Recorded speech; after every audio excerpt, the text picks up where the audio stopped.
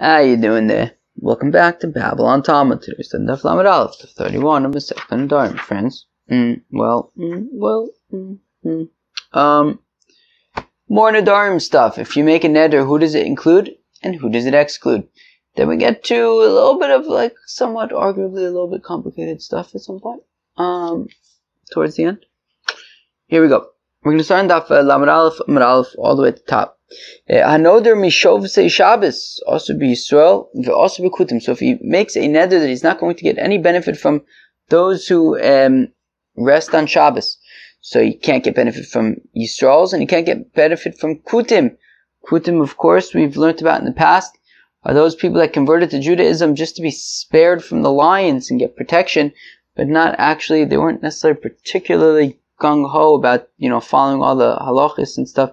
So we say that if somebody says that he's going to get benefit, that he's making a vow against getting benefit from people who rest on the Sabbath, so he can't get benefit from Yisrael's v'asu b'kutim as well as kutim. All right. Me'ochlei shum also b'Yisrael v'asu b'kutim. And when it comes to, right, if he says he's not going to get benefit from people who eat garlic on Friday nights, so that applies to Yidden as well as kutim. Me'ole Yerushalayim also b'Yisrael muter b'kutim. But if he says he's not going to get benefit from those people who partake in the pilgrimages, the thrice yearly pilgrimages to Jerusalem, so then he is also to Yisrael's, but he'd be permitted to Kutis. Now the Gemara is going to explain the different segmentations over here. Ma'ashovsei Shabbos. How do we define those people who rest on the Sabbath? If it means just from people who rest on the Sabbath, so why are we saying that, so also be Yisrael and Kutim, but even of the Kochavim, if they rest on the Sabbath, then he should be also from getting benefit from them as well. No, so rather it must be people who are commanded, who have the mitzvah of Shabbos. So that's Yisrael's as well as Kutim, right? Kutim, if they converted to Judaism, so then they have the mitzvah of Shabbos as well. As opposed to an Oved Kocham doesn't have a mitzvah of Shabbos, even if they rest one day a week, but there's no mitzvah per se. But if it's about the mitzvah, say Maseifa. What about the last part of the Mishnah? Me'ole Yerushalayim also be Yisrael muter b'kutim. That if he says that he's not going to get benefit from the Ole Yerushalayim, those who do the thrice yearly pilgrimage to Jerusalem, so then, right, so if he's not going to get benefit from those people, so he can't get benefit from those people, but he can get benefit from the Kutim. But Amai, how come? Mitzuvim Ninu, they also have the mitzvah, right, if they converted to Judaism, so then they also have the mitzvah of the thrice yearly pilgrimages to Jerusalem, even if they don't do it. So Amar Abai Mitzuvah va'oseh katoni. So Abai says, well, the Mishnah is talking about people who not only do they have the mitzvah, but they actually do the mitzvah. So betarte bavei kamai. So when it comes to the first two cases in the Mishnah, Yisrael v'kutim mitzuvin va'osim ovdei kochavim ha'uda abdei osim ve'enim mitzuvin. So in the first two cases, when it comes to Shabbos and when it comes to people who eat garlic, so by Yidden, not only do they have the mitzvah, right? So not only do they have the mitzvah, but they also do it. And the Kutis as well, right? They also do it. The mitzvah of shum, of garlic on Friday night, seems to be related to the mitzvah of having bia on Friday night, and the garlic helps your appetite for bia. So therefore, okay, so both Yisrael's and Kutim, when it comes to Shabbos, when it comes to garlic, so then they both not only have the mitzvah, but they actually do it. So therefore, if a fellow says he's not going to get benefit from Shovsei Shabbos or Ochlei Shum, so then he cannot get benefit from Yisrael's and from Kutis. But Ba'oli Yerushalayim, when it comes to the thrice yearly pilgrimage to Jerusalem, Yisrael mitzuvin v'osin, Kusim mitzuvin v'ein osin, the Yidden have the mitzvah and they do it. Whereas the Kutim, they have the mitzvah to be Ole Regel, but they don't actually do it. And therefore, if he says that he's not going to get benefit from those who do the thrice yearly pilgrimage, so then that only includes the Yidden who actually do it, but not the Kutim, because even though they have the mitzvah, they don't actually do it. Says the Mishnah, the fellow says he's not going to get any benefit from the sons of Noach. Muter bi Yisrael v'asu b'avdei kochavim. So he's permitted to get benefit from the Yidden just not from the Ovdei Kochav. In fact, the Gemara, V'yisrael minafik michlal b'nei Noach, but aren't Yidden also, don't they come from the children of Noach? Noach had 3 children, Shem, Cham, and Yafes. We come from Shem. So Yidden are technically b'nei Noach. So Kavan the Igdish Avram, Iskiru al Shmei, that once Avram, right, once there was Avram, so then the Yidden are go based on his name, right, associated with him. So even though, yes, technically, we also come from Noach, but we're not referred to as Bnei Noach anymore. We're referred to as Bnei Avram. Okay. Now says the Mishnah, She'eni nene lezer Avram, if a fellow says he's not going to get benefit from the offspring of Abraham, also be Israel, so he can't get benefit from Yidden, umutar b'ovdei kochavim, but he's permitted to get benefit from the ovdei kochavim. V'yiku Yishmael, but wasn't Yishmael also a child of Avram? So then he should be also by Yishmael as well. Ki b'Yitzchok yikar l'chazer eksiv. It says, yeah, but your offspring is going to be from Yitzchok, not from Yishmael. V'yika Esav. But what about Esav, right? They're ovdei kochavim. So b'Yitzchak v'lo kol Yitzchak. It says ki b'Yitzchak yikar l'chazer, that from Yitzchak will be considered your offspring, but not all of Yitzchak's children, right? Not Esav, right? B'Yitzchak, from among Isaac's offspring will be considered the offspring of the Jewish people, and that is referring to Yaakov, not referring to Esav. Okay. Now we get to a Mishnah, which this gets a little bit technical, but we should be able to handle it. She'eni nenem Yisrael, says the Mishnah, if a fellow says that he's not going to get benefit from any Yidden, well, if he's not going to get any benefit from Yidden, so if you're going to do business with Yidden, so then you have to make sure that whatever you buy, you're going to overpay for, and whatever you're going to sell at a loss, right? Because you can't get any benefit, right? You can't get any benefit from the Yid, and therefore lokech biyoser. So if you're going to do business with the Yid, you have to overpay. And if you're selling to Yid, you have to sell it at a loss, for less than its value, and that way you're not getting any benefit from these transactions with the Yid. And if a fellow says punkt fakert, that a Yid cannot get benefit from me, well then he has to make sure that he's buying low, right? He's right, that he's buying for under the value, right? So meaning if we're saying that a Yid cannot get any benefit from me, so then if the Yid is going to be selling him something, the Yid must be selling at a loss. And if the fellow is going to be selling epis to this Yid, he's going to have to overcharge for it, so that either way, this Yid is not going to be benefiting from doing business with this fellow, right? If he's buying, he's going to be overpaying, and if he's selling, he's going to be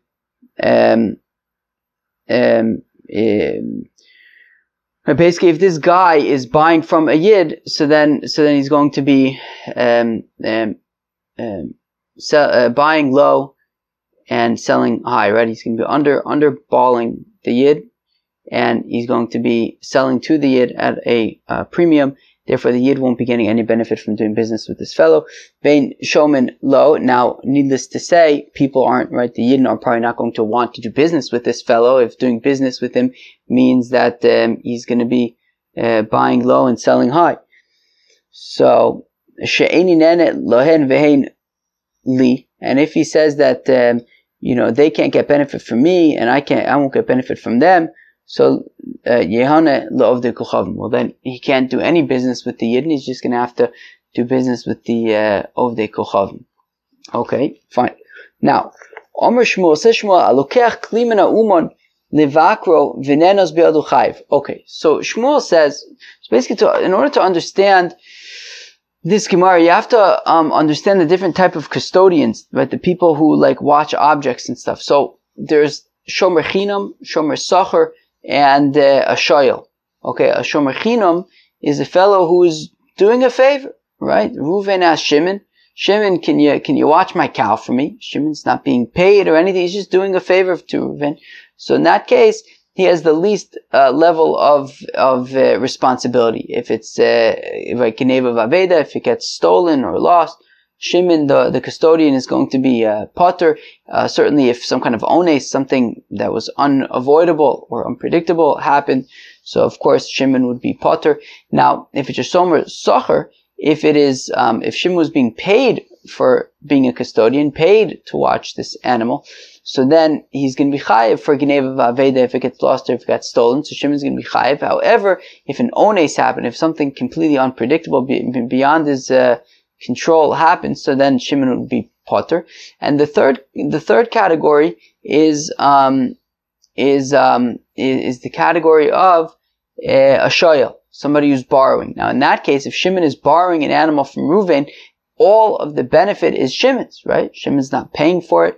He's getting to use Shimon's animal without Shimon gaining without Reuven gaining. Shimon can use Reuven's animal without Reuven gaining anything in return. So in that case, it's what's called kol hanoah shelo, that the sole benefit is Shimon's, not Reuven's. And in that case, Shimon is going to be chayiv even for its own sin. Even if something unpredictable happened that there was no way that he could have predicted it, still is going to be chayiv if it's a situation of kol hanoah shelo, that all the benefit is his, and a borrower, all the benefit is the borrower's. The person who lent it is not gaining anything by it, and in that case the borrower is going to be chayiv even for own sin. Now, Shmuel is saying that if a fellow goes to buy epis, and he says, look, I want to inspect it before I buy it, and then something happens to it, right? Something beyond his control, an ones happens. Shmuel says he's going to be chayiv, that the fellow who is inspecting before the purchase is going to be chayiv. So we see that must therefore also be a situation that all of the benefit is the buyers, and therefore because the benefit is the buyers, if anything happens to it while he's inspecting it, so then he's going to be liable for it. So again, says Shmuel, Halakech kli min ha'uman, if a fellow is purchasing or considering a purchase from a craftsman, the vakro, and he's inspecting it, venenos biyadu, and then something beyond his control happened while he was inspecting it, chayiv. So we say that the fellow, the inspector, the guy who's going to be purchasing it is chayiv. Al maksav anoes lokeach he. So we see that according to Shmuel, the benefit is to the purchaser, right? All of the benefit goes to the purchaser, and therefore, if something happens to it, that's why the purchaser is going to be chayiv. Now, but Tanan, we learn in our Mishnah, she'eni nen mi Yisrael, that if a fellow says, I'm not going to be getting any benefit from any Yidden, so mocher b'pachis, so he has to, if he says he's not going to be getting benefit from any Yidden, so then if he's selling to a Yid, he has to sell at a loss, right? And that way he's not getting any benefit from a Yid. If he sells it at a profit, he's going to be getting benefit from the Yid. So he has to sell it at a loss. But avol shava b'shava lo, we're saying he would have to sell it at a loss, but he wouldn't be able to sell it at at face value. But if Shmuel is saying that kol hanoah, right? What do we say? Hanoas lokeachi, that the benefit in the sale goes to the purchaser. So then, shouldn't this fellow be able to sell at face value? And it's the purchaser who's getting the value, not him. So he wouldn't be considered benefiting from a yid. V'hanoas lokeachi, and if it's like Shmuel says that the benefit is of the purchaser, afilu shav b'shavis, so then shouldn't this fellow even be able to say sell at face value, since the purchaser, right, the value goes, the benefit goes to the purchaser, not the seller? So masnisin bizavino dirami al ape. So says the Gemara, well, our Mishnah is talking about a commodity business. Our Mishnah is talking about a situation where there isn't much differentiation between products, and the seller is just happy to get rid of it. Right? It's something that there's a lot of competition. It's not so posh for the seller to sell, and therefore just the fact that he sells it is beneficial to the seller, and that's why we're saying that Dafki would have to sell it at a loss in order to refrain from getting benefit from a yid. But if you would sell it at face value, he would be the one getting benefit, because it's a commodity business where where there's not a lot of differentiation. It's difficult to sell. Imkain, if that's the case, that we're talking about where it's a commodity business, where there's not much value over there and he just wants to get rid of it, Ema Reisha. But what did we say in the first part? That, right, we said that if this fellow is unwilling, right, he's saying he's not going to get any benefit from Yidden, so Lokeach B'yoser, he can purchase for, right, he can overpay. He can overpay. We're saying that he's allowed to overpay. He's allowed to overpay. He can't pay face value. And if we're saying that, right, that we're talking about a commodity business where the seller just wants to get rid of it and he'll benefit from just selling it, so why can't this guy buy at face value? It's the benefit goes to the seller if we're talking about a commodity business. And V'odin more, so Ema Sefer, what did the second part of the Mishnah say? If he says that no Yidden can get benefit from me, no Yidden are going to benefit from me, Lokeach b'pochis. So we say, well, in that case, if he's buying, he's going to have to buy for cheap, so that the Yid is losing. Umocher b'yoser, and if he's selling to the Yid, he's got to sell at a premium, so that the Yid is overpaying, and that way, no Yid is going to be getting benefit from him.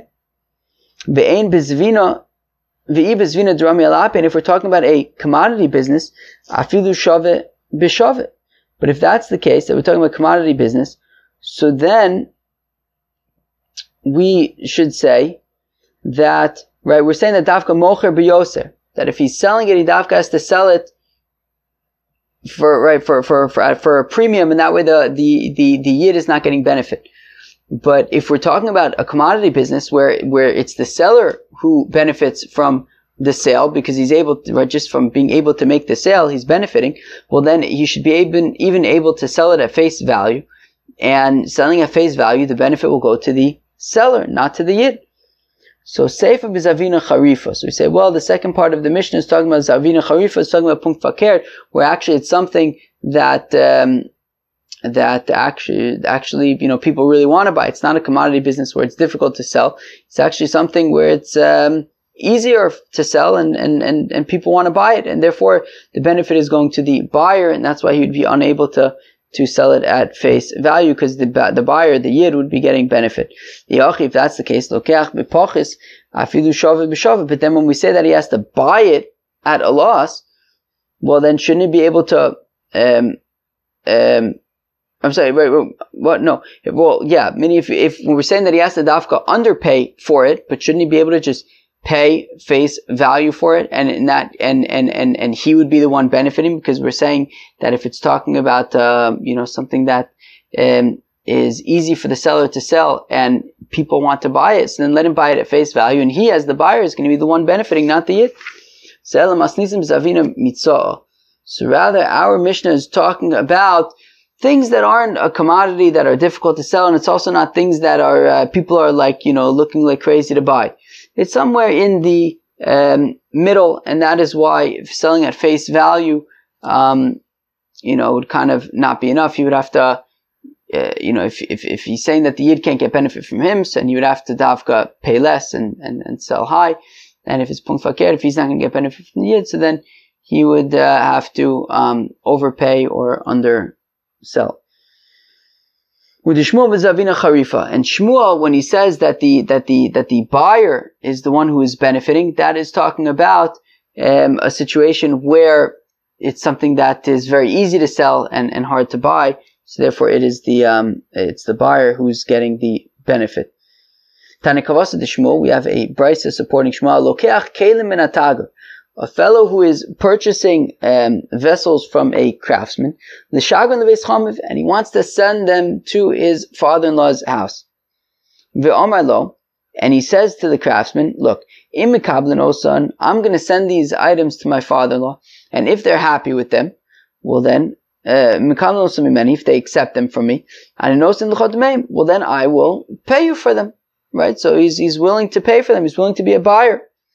But if they aren't into them, well then I'll just pay you for sort of whatever clout that I got, for whatever value there is from at least offering to send these things to them, even if they didn't actually keep it, but at least it shows my goodwill and I benefit in some way. So I'll pay you for that, right? So he says, So again, so he says that he says to the craftsman, look, can you give me these things and I'll send them to my in-laws. my father-in-law, and if he likes it, I'll pay you for it. So at that point, he's a potential buyer. Now, if the father-in-law sends them back because he's not into them, so then he's no longer a buyer anymore. And we're saying then suba alicha, if some kind of an ones happens on the way to the father-in-law, chayiv, he's going to be chayiv, because we're saying that as a buyer he would be chayiv. But on the way back, if the father-in-law is not into it and he's sending it back, so he's no longer going to buy it because he's just he's not going to be paying the craftsman. He's just going to pay for whatever sort of side effect value he got from like showing goodwill to send it. He'll pay for that, but he's not going to be buying the product. He's going to be giving it back to the craftsman. So in Pneishu Kanose Sachar, so he's potter because he's then just like a Shomer Sachar who is potter for onsen. So we see in this case that when he's sending this thing that he bought from the craftsman to his father-in-law, so on the way when he still might buy it, if his father-in-law likes it, he'll be a buyer, he'll pay for it, he'll buy it. So in that case, if something happens on the way, it's some kind of an onus, he's going to be chayiv, just like Shmuel says. A certain middleman had a donkey that he wanted to sell. And so, so the middleman took the donkey from the donkey owner, and he says, look, give me the donkey, and I'm going to try to sell it. So, velo izabon, but it didn't work out. He didn't find anybody to buy the donkey. The hodar isnis chamra, and then on the way back, the donkey, so some kind of onus happened to the donkey, something unforeseeable happened to the donkey. Chayver of Nachman Shalume, and Nachman says that the middleman has to pay for the onsin. But Eisvei Rav of Nachman, but Rav asked the kashet of Nachman, Nensu Balicho Chay B'Chazar Potter. We said Dafka, by this guy who was sending stuff to his father-in-law. We said Dafka, if on the way to the father-in-law something happens, so he's going to be chayiv onsin. But if it's on the way back, he would be potter for onsin. So here also, since the something happened to the donkey on the way back, so then he should be potter. He's not planning to buy it anymore, right? Because the way it would work is that this middleman, if he sells it, so then he would basically sell it at a premium, at a markup, and pay the owner of the donkey he would basically purchase it from the owner of the donkey and then sell it at a markup. So if that's the case, he was planning to be a buyer, but on the way back, if he's not going, and he didn't find any buyers, so then he should be potter. He's no longer a buyer. So Amar Le Chazar de Safsira Olachahi, to which Rav Nachman says, yeah, but even when the middleman is on the way back, it's as if he's like still going to sell it to Ilum Mashkach Lizabune, I feel above the Vese, Ilum Zabune, because this middleman, sure, he didn't find any buyers, and now he's on his way back. But he's not totally defeated. If somebody comes and now offers to buy this donkey, of course, in a second he would sell it. So therefore, even the whole time on the way back, he's still considered a seller. And that is why he would be chayev even on the way back. Friends, that was off Lamed Aleph of Masechta Nedarim. Hope you enjoyed. Peace out.